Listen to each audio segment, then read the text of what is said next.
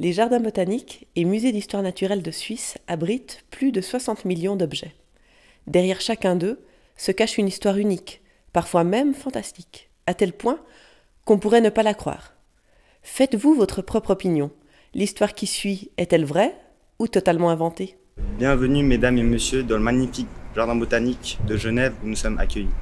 Nous sommes une classe du collège de Sismondi, plus précisément la 3 OS 03. Bienvenue! Bonjour, aujourd'hui nous allons vous parler d'une feuille qui s'appelle la Walwichia mirabilis.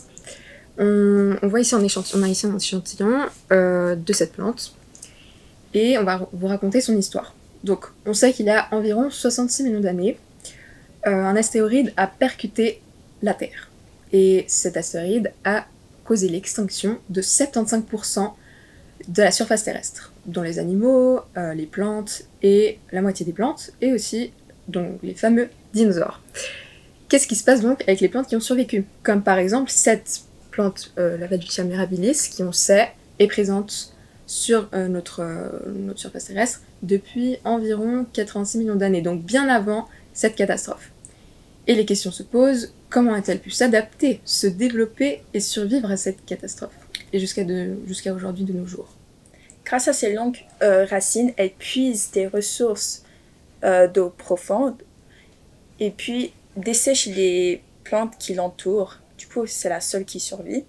Aussi, sa monstrueuse beauté fait que les prédateurs se tiennent loin d'elle et ça la permet de grandir plus rapidement et de survivre dans ce climat désertique. Pour sa reproduction, elle est en symbiose avec une punaise géante avec de longues pattes qui va être attirée par le fructose du mâle et de la femelle. Grâce à sa grande taille, elle va créer des ombres pour de nombreuses espèces telles que la vipère à cornes et le caméléon. Et puis grâce à la grande surface des feuilles, elles vont avoir plus de photosynthèse, donc avoir une plus jolie couleur verte. Et vu qu'elle a survécu à beaucoup de conditions extrêmes, elle a eu une adaptation incroyable. Et son nom parle d'elle-même en fait, parce que mirabilis, ça veut tout simplement dire que cette plante est un miracle. Mirabilis dans son étymologie, c'est vraiment, cette plante montre que c'est vraiment un miracle de la vie.